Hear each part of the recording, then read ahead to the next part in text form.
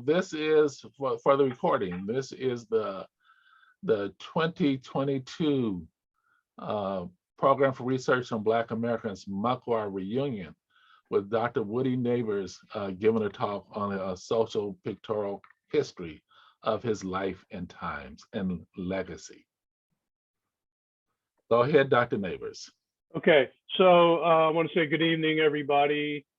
And I want to thank my good friend and sometimes antagonist, Robert Joseph Taylor, for inviting me to talk with you this evening. It's a real honor to be part of this, and I do appreciate it. So I was given a task by Robert to try to combine the structural with the personal. So I'm going to try my best to do that. I was also given a task by Robert to let the pictures tell the story. So I'm going to try my best to do that. And I'm actually going to ask Robert to set the pace this evening so that we're not here for 3 hours, because I know nobody wants to be here that long.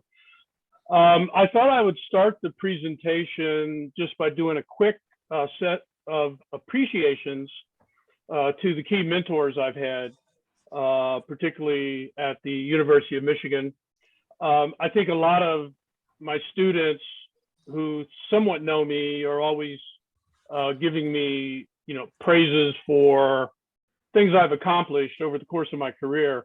And while I do enjoy hearing that from them, whenever I hear that kind of information, I say to myself, well, they don't really know the full story, because I really didn't do that much. I was part of a team and I had a lot of help. And so I've started this presentation with James.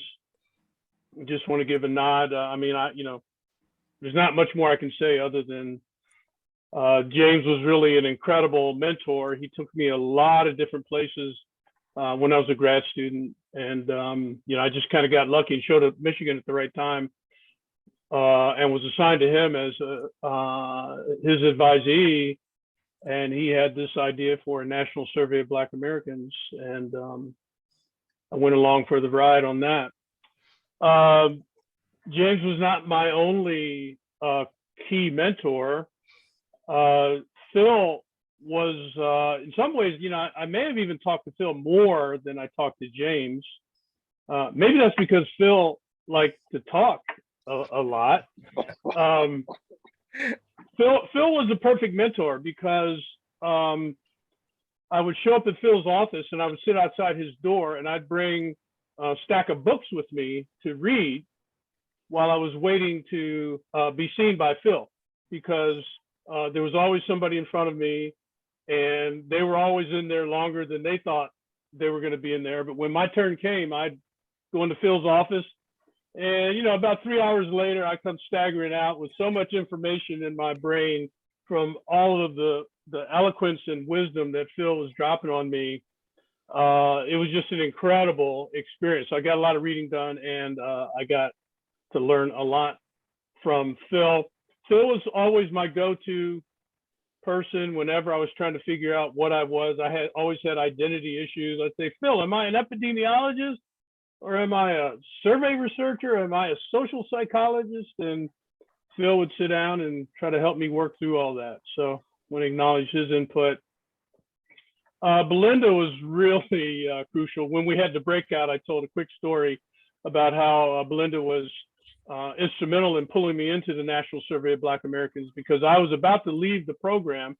I was on a leave of absence and I was working at the local community mental health center out on Plymouth Road.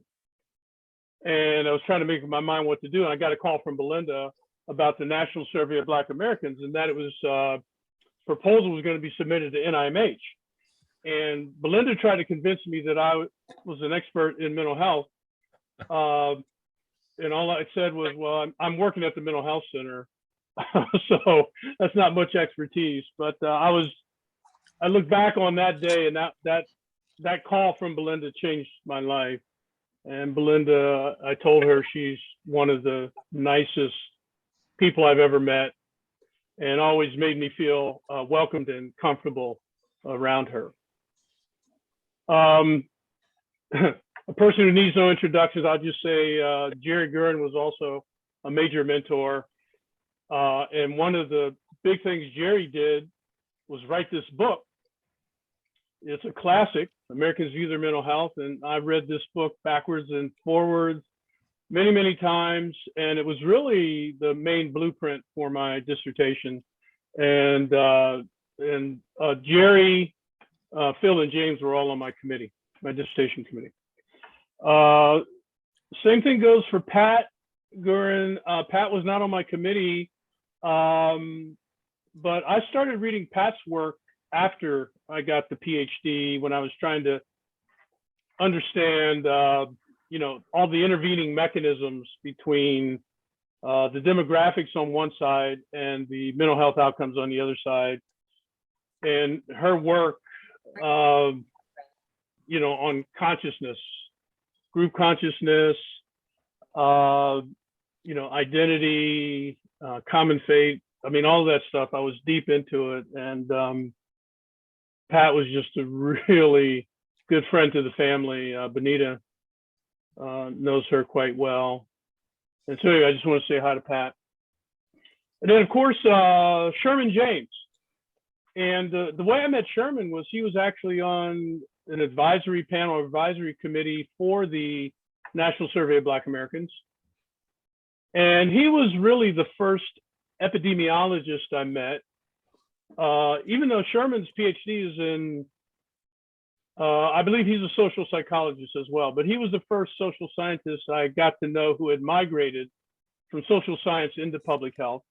And I had the good fortune of visiting Orange County, North Carolina quite a bit in those days, because my wife, Benita, was born and raised in Hillsborough, North Carolina. So every time we go down to see Benita's parents, I'd shoot over to Chapel Hill and talk to Sherman. And he was working on something called the Jack scale. I'm like, what's the Jack scale? He said, well, I think it's called, I'm going to call it John Henryism, active coping. You know, I said, oh yeah, that sounds really interesting. Let me know how that works out. And so Sherman has been a great mentor, and he eventually was able to attract him to come to University of Michigan, and spent many years working with him in the School of Public Health. I can't really do this presentation without you know, saying hello to our daughter, Camila Neighbors. She probably was one of the first kids born out of the PRBA family. Kahari may be a little older, I'm just not sure. But we were deeply devastated when we lost Camila unexpectedly in 2010. She was actually working on her PhD in public health at the time, and she was focused on racial disparities in ADHD when she was writing her dissertation.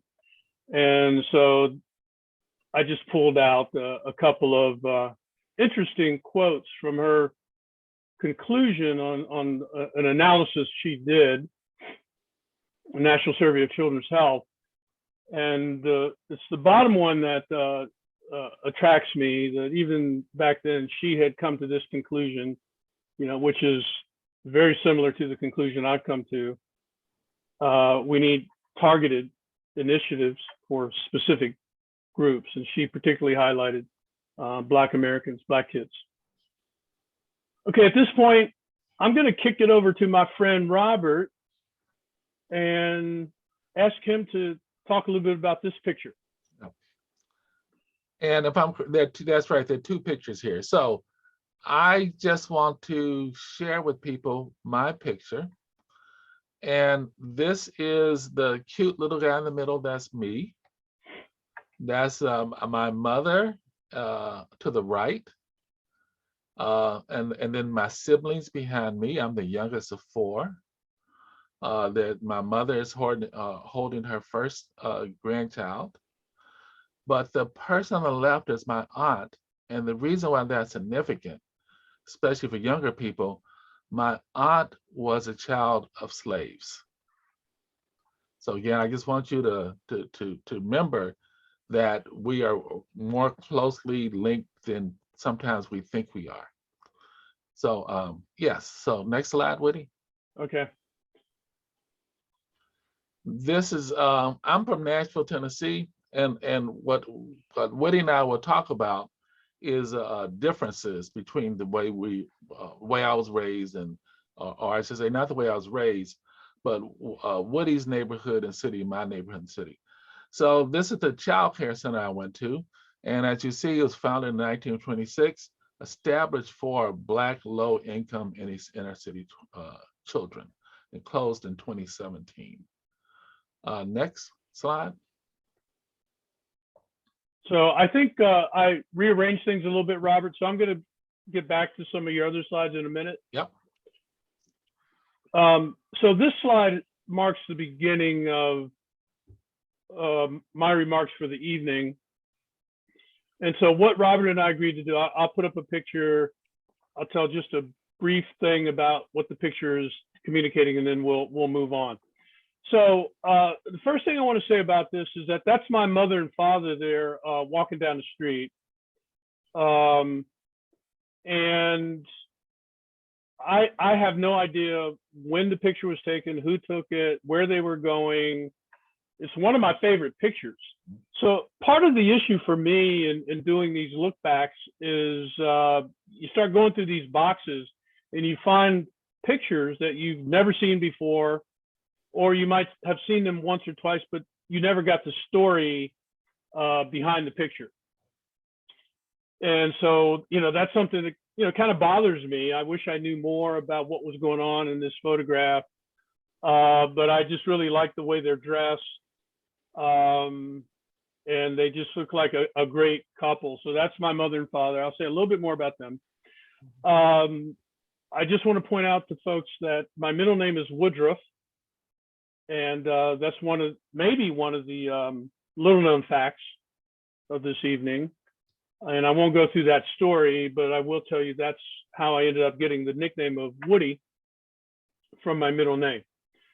The button up in the corner there is, we all know that button, but this is a picture of the actual button I got from going to the March on Washington when I was 10 years old. And my mother took me with her to the march because my aunt and uncle lived in DC and we were there visiting. And my mom said, we're going.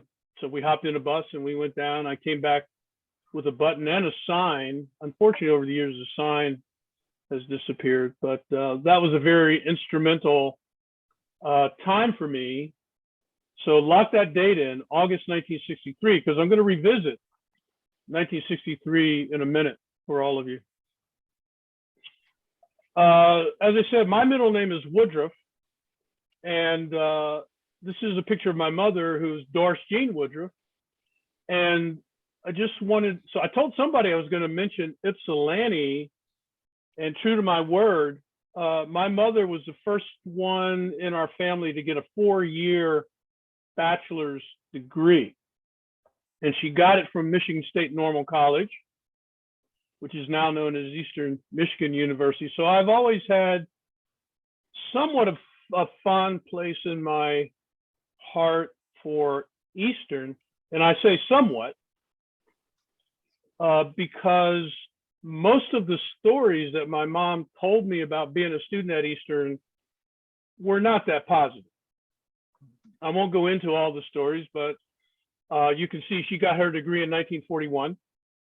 And she used to tell me how she and her, I think there were 5 other Black classmates, could not live on campus. They could not live in the dorms. So they had to walk to and from campus every day to get to class. She also told me a story about sitting in the class and her professor saying, looking out and seeing her dark brown face and saying something to the effect that if my daddy knew I was teaching Negras, he'd turn over in his grave. So this is why my feelings about Ypsilanti and Michigan and Eastern are mixed, because these are the kinds of stories that I would hear at the family table. But she did get that degree and moved on. I was going through some old papers, and this really jumped out at me. This is a note that I found stapled to this job description. And it says, let me see if I can get rid of this. Yeah, it says, description of my first government job, the only one I ever enjoyed. And this is another theme that kind of cuts through my family. It's the pain of disappointment within the context of success.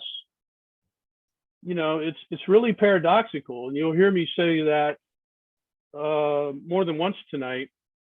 I think we were really fortunate and blessed with a lot of success, but in terms of reaching the dream that folks had, it was very tough. So just to give you a little idea of what my mom was doing on this job, she was in the computing unit of the aerodynamics branch, and they were working on propellers. But the thing that blew me away was to do this job, you had to have a good working knowledge of algebra, differential and integral calculus, and the properties of trigonometry and analytical geometry. And I was like, damn, that's a whole lot of stuff. This is a picture of my dad. And I'm going to tell you in a minute why I chose this picture. I mean, my dad did a lot of different things. He was really good with his hands. He could build just about anything.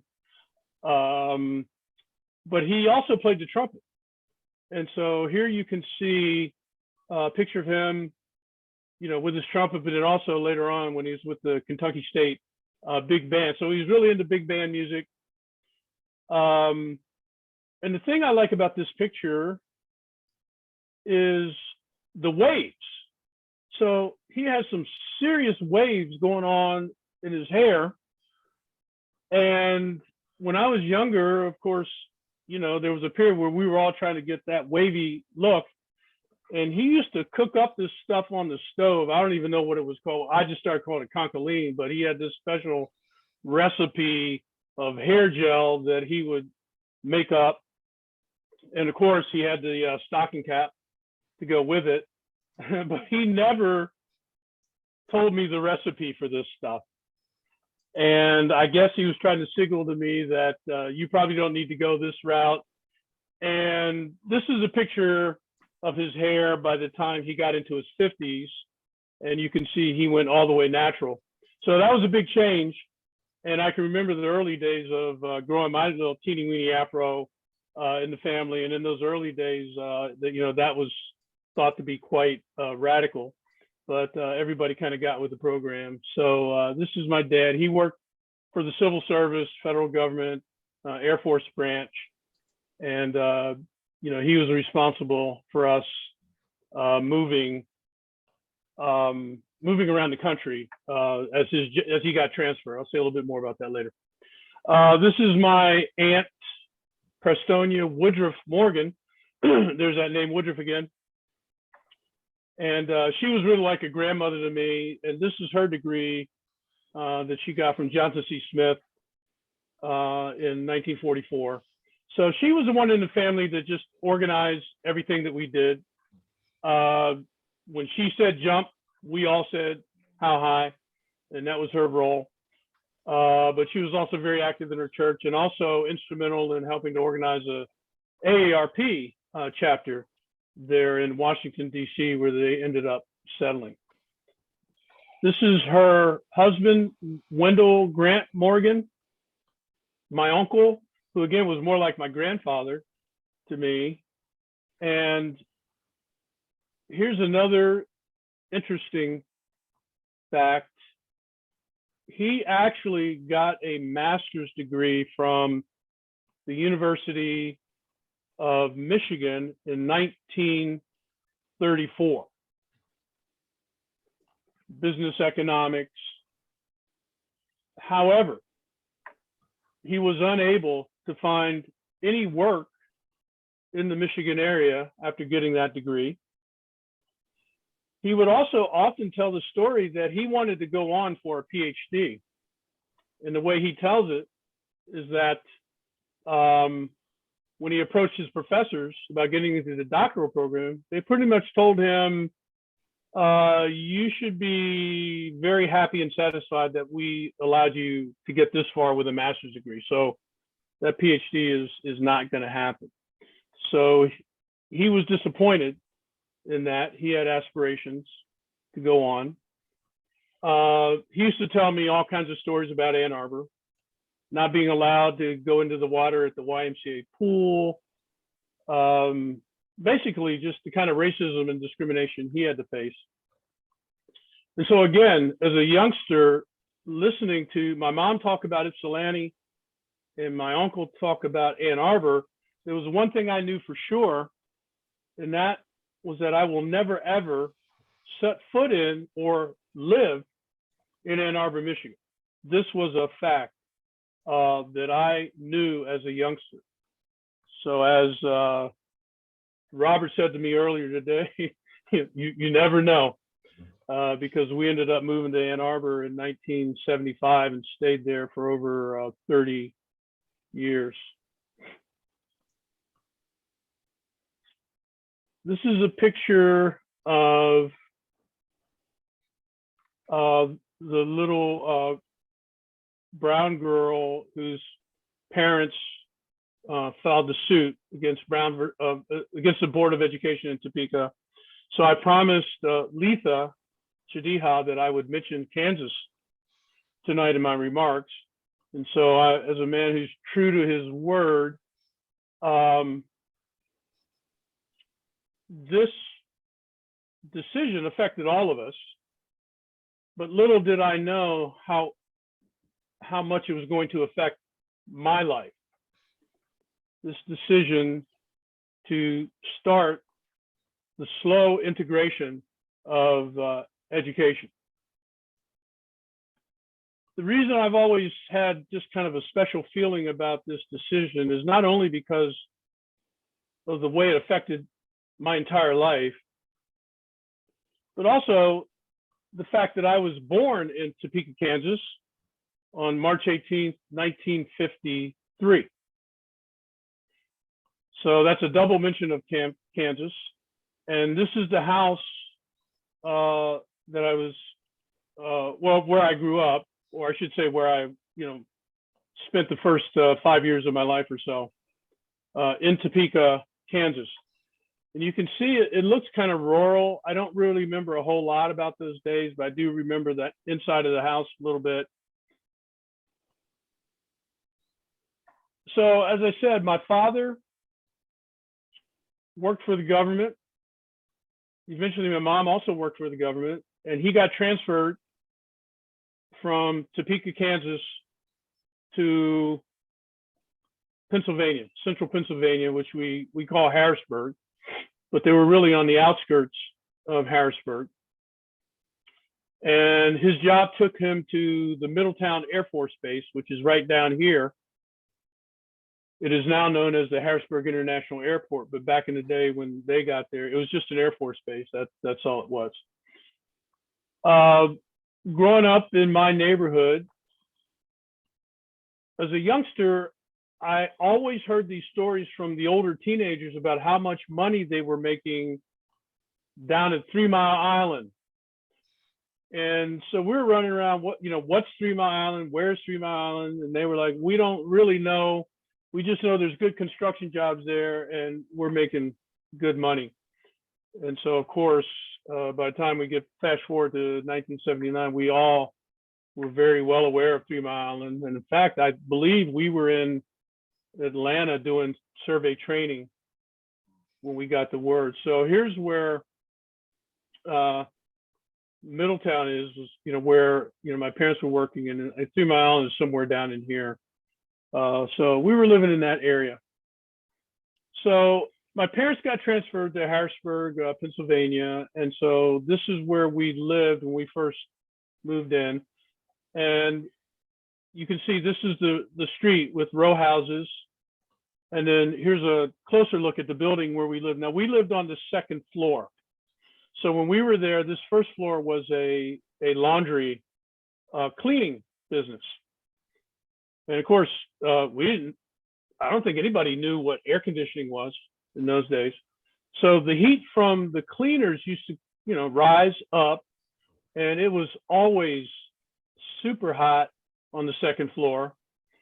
You can see this house, unlike the house that I was in Topeka, Kansas, really had no front yard. We had no backyard.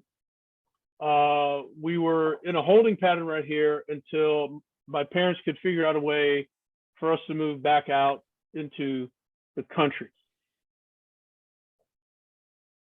And it took a while, but by 1961, we were able to make a major shift in where we lived.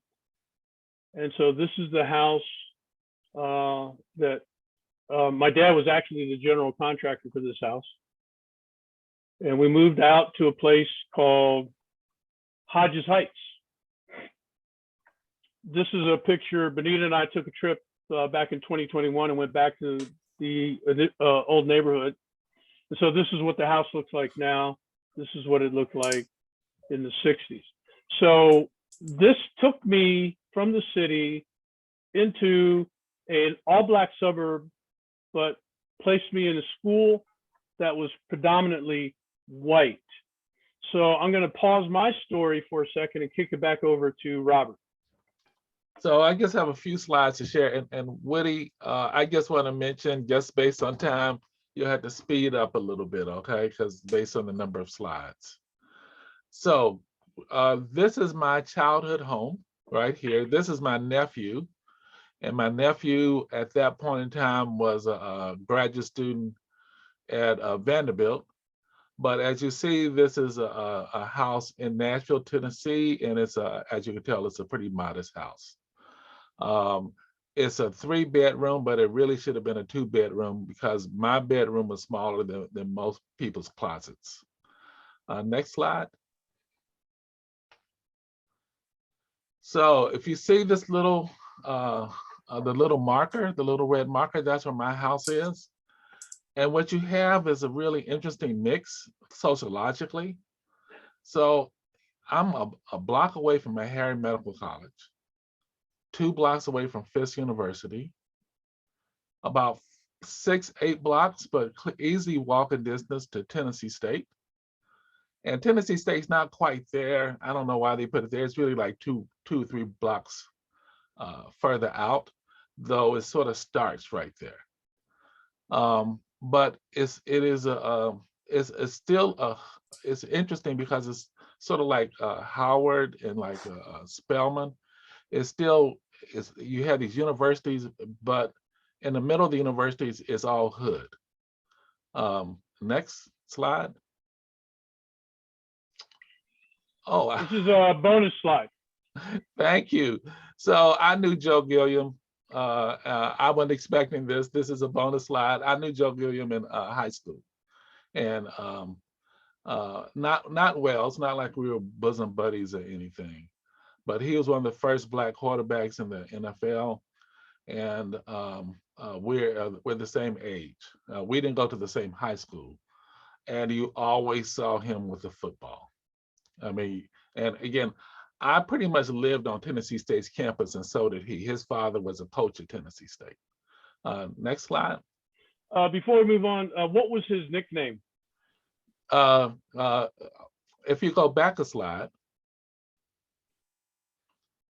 I want to mention this really quickly. I just thought about this. This is one of these areas where the interstate just cut the Black neighborhood right in two. So you see the interstate. Jefferson Street was the main, this was this area right here. I'm sorry, I'm doing it on my computer. You can't see this. This was the main business district right there of Black Nashville, right there. And the interstate just completely tore it apart. And his nickname was Jefferson Street Joe. Jefferson Street Joe, that's right. Okay. And again, to show you when I say this was a hood, this is from 2018 Brookings study. That's my zip code, Nashville 37208, and so you can read that. Next slide. we're talking a little bit about Black suburbs. And so this is an uncle of mine. Now he's not he's a fictive kin uncle. He was my brother's godfather, and he owned a liquor store, and then from there he purchased an area and made it a Black suburb. And how he got the money was you know, at that point in time, if you're white, you could not sell to Black people. You certainly couldn't sell land to Black people or houses. So apparently it was a second wife who was mad at the family, at the dead husband's family. And so she sold land to my uncle. You go next slide. This is the house he built in this Black suburb. Essentially, he created a Black suburb, and this is his house in the suburb. Next slide. So this is a little hard to tell. If you go to the left, you see that big building on the left? Not that one, a little further down. Yeah, that one, right? That's his house, okay? That was his house. And you see all that green in between? And these buildings, that was his yard. So his yard was 6 acres. The back part where you see all the trees, he didn't cut that. He only cut the early part of the front part because it's too much. And if you look, you'll see all the houses on the side. And if you go through that neighborhood, all the houses are named after him and his wife. So you see a Henry Street and a Della Street and things like that. Next slide, Woody. Okay, I'm going to pick up the theme of the Black suburb and take you back to where I grew up. It was called Hodges Heights, and you can see the red line, which indicates where the Black neighborhood stopped. The interesting and sad thing about this is where they decided to put the landfill. We used to call it the dump. So this is full of garbage and waste right across the street from where we all lived. And this is a picture of Bunyan Bryant. I think a lot of you are familiar with his research on environmental justice. This is where I lived. You saw a picture of our house earlier. And this is where Joey lived. And I'll tell you about Joey in a minute. I think I'm just going to read the bolded part. Hodges Heights was 3 brothers owned the land, but Elmo Hodge took the lead. Edgemont was the only other Black suburb in the area at the time. He was able to purchase some land from the Anderson family, which caused a big uproar. People couldn't understand why the Andersons would sell this land to a Black man.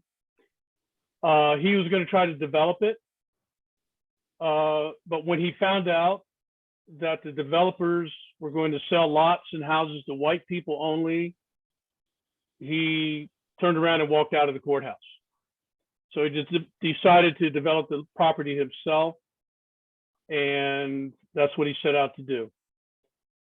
This is a quote from his daughter who lived next door to us. Daddy knew that the success or failure of this business venture depended upon the availability of Blacks to buy lots and build the homes. I think I'll probably skip over this one other than to say this is a movie that Robert and I share a great fondness for. And I think many of you have seen the play and the movie. And the only thing I want to say about this is that when I watch this, I find myself speculating about Travis. And I relate to Travis because the white man said, I sure hope you people know what you're getting into, you people. And I think about Travis because I think Travis really didn't know what he was getting into, because when I moved to the Black suburb and had to go to white school, I really wasn't sure what I was getting into, but I had to figure it out. So this is a picture taken somewhat in my backyard, and this is Joey. So, you know, in these segregated neighborhoods, there's always a street that's divides black from white. And this is taken in the black neighborhood, but for some reason, Joey never got the memo that he wasn't supposed to come into our neighborhood. The reason he kept coming over is because we were all into baseball and Joey loved baseball, and Joey and I became baseball friends. Over the years, as we got older, Joey and I drifted more and more apart, to the point that by the time we got into junior high school, we never spoke to each other. You know, it was just one of those things that as young kids, we didn't see color the way we learned to see color as we grew up. This is a picture of Benita and I at the Kennedy Center. We now live in Northern Virginia. So before the pandemic, we would go there pretty regularly. And so at this point, I'm going to ask Benita just to say a few words about her experience growing up in the South when she learned that JFK had been assassinated. And then I'll do the same after she's finished. When I learned he had been assassinated, I can remember very clearly, we were in the middle of a spelling test and someone walked in the room, whispered something in my teacher's ear, and she dropped her book. And we were all trying to figure out what was going on. And at that point, I was still in a segregated school. So of course, everybody was upset at school, but for many days afterwards, I will never forget going to the grocery store, going downtown, going to the post office, and the quote was, "How you feeling? Your nigger-loving president is dead." So that's my childhood memory of just a real diametrically opposed experiences of the sadness in my community, and then when I went into the larger community, the different perspective. Thanks, Benita. And so I grew up above the Mason-Dixon line in Pennsylvania, and I'll never forget that day. I was sitting in my classroom studying, and somebody came, talked to my teacher. He went out in the hall. He came back and said, "I can't teach anymore. We're just going to sit here and just do whatever you got to do." He didn't tell us what happened. He just said he couldn't teach. So we just sat there, and I was in the all-white school at this point, had been for 3 years. So when I got on the bus to go home, there was the biggest celebration on that bus that I had ever witnessed. And finally, the word started to spread that they were cheering and clapping and jumping up and down because Kennedy was dead. So I'm sitting there on the bus, you know, full of white kids, and they're just having a damn party because the man that we really kind of loved at my house had been assassinated. So this is when I learned that this is going to be even rougher than I thought. Okay, I'm going to speed up. Going to an all-white school was a very lonely experience. And I can remember the very first day I walked into all-white second grade, looked around, and I saw my man Leroy sitting there. I didn't even know Leroy at the time, but I was like, thank God, you know, I'm not alone. So that's Leroy. We played a lot of stuff together. Here we just played a ton of baseball. Here you can see we're getting older. And then this is a picture of us when we were playing football in high school. Robert, do you recognize this picture? Yes, I do. From Remember the Titans. Remember the Titans. And so all I'll say about this is that every time I watch that movie, it's really like reliving a big part of my high school experience because, you know, we were one of the first integrated football teams in the area. Most of the other teams were either all black or all white, but for some reason, this weird little county in central Pennsylvania brought black and white together. And, you know, we were all just trying to figure out how to get along. So I do enjoy watching that movie. The big difference is I didn't have Denzel Washington as a coach. This is a picture of Leroy and I at graduation. And I'm sad to say that another Black man died way too young, I think Leroy was about 57 years old. He actually got a scholarship to University of Maryland, played football there. But, we were largely inseparable throughout all those years. We were trying to make it through the school system. So in 1971, I left for Haverford College. And the significant thing about this picture is you can see, I played football my freshman year, and you can't tell exactly, but there were probably 8 or 9 Black football players on the team. And it was my first sports experience where I actually had what I felt like was a significant number of Black teammates that I could hang out with. And that started, the conversion process for me to feeling like I had much more of a family than I had in elementary, junior high, and high school. I think a lot of us know Beverly Tatum, and she wrote this book in 1997. And I think she really hit the nail on the head in a lot of ways, because when I was at Haverford, we all sat at the Black table. You went into the dining center, and we, literally owned about 3 tables right, close to where the food was being served. And if you were Black, that's where you sat. Benita, you want to say a few words about Travis, just your experience coming to University of Michigan?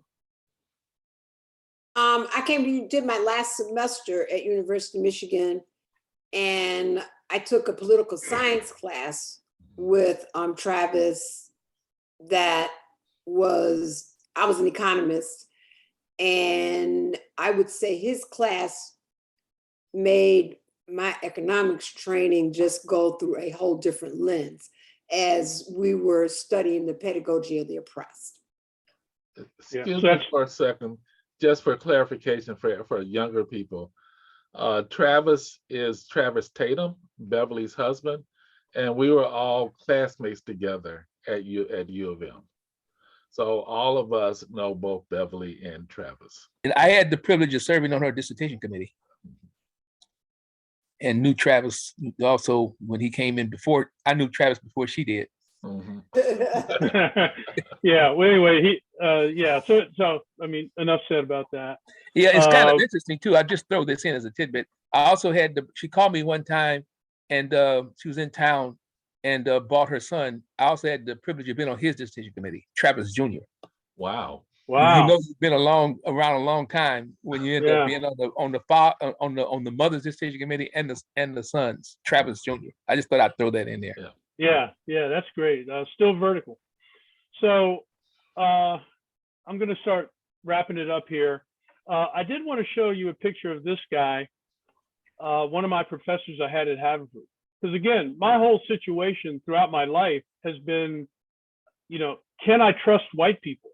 I'm thrust in a situation where I'm surrounded by white people, and some of the white people are friendly. Many of them are not friendly. I never really got messed with in my situation in high school. I think primarily because I was on the football team and nobody messed with the football players. So this is my psych professor, and when I got to Haverford, we were going through a major student protest, a Black student protest. And so the battle lines were drawn, it was like resegregation all over again, white against Black. So one evening I'm walking back to my dorm, and Professor DeAndrea is walking toward me. So, I'm just going to keep going. He comes over and introduces himself and starts talking. So I just blurted out, I can't tell you anything. I'm not telling you anything. I just assumed he's trying to get information about what the Black students are planning. And he said, nah, I mean, I'm from the Midwest, and where I'm from, we sit down and we just talk to each other.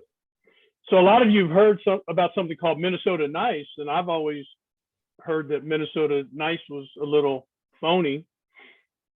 But in this case, over time, he convinced me that he was sincere and he just wanted to figure this stuff out with the rest of us. So one thing led to another, and we started going over to his house, a group of Black students. We never talked politics. We only talked music. We talked jazz. And eventually we formed a band called the Red Onion Jazz Babies. I don't know why we called it that. And he played the drums in our band. Benita, were you in one version of that band? Benita, you're muted. Yes, I remember singing. You were one of our vocalists. And I was one of the vocalists. Yeah, and do you remember going over to his house and just Yes. hanging out? When my parents thought I was studying, I was over at his house with him. Yeah, well, you're part of the Red Onion Jazz Babies. So let me move on, but that was just an interesting story. And again, I always found that to be confusing, and how it's supposed to relate to white people. These are some of the key professors that I had at Haverford. Perlow and Doug Davis were both Michigan grads. Sid Perlow was actually very good friends with Marty Gold. And so whenever I'd go to ask them about, future plans, they would say, there's only one thing you should do. You should go to Ann Arbor, go to University of Michigan. I mean, so they were interesting advisors. That's all they ever said, Michigan, Michigan, Michigan. But they were instrumental in me applying to the University of Michigan. This was my English professor, Al Satterthwaite, and I just have him here because he was the guy that taught me how to write. We had to write a paper every week in his class. That's my high school graduation picture, and then there's my Haverford graduation. And I'm not going to comment on my dress or my my blowout hairdo. I would say, what happened? You used to be cool. I don't know what happened. I was real cool. But the thing I can't get over are these shoes. And all I remember is I had to go all the way to New York City to get these platform shoes. But yeah, I was cool. There's a story about the hair, but I'm going to move on.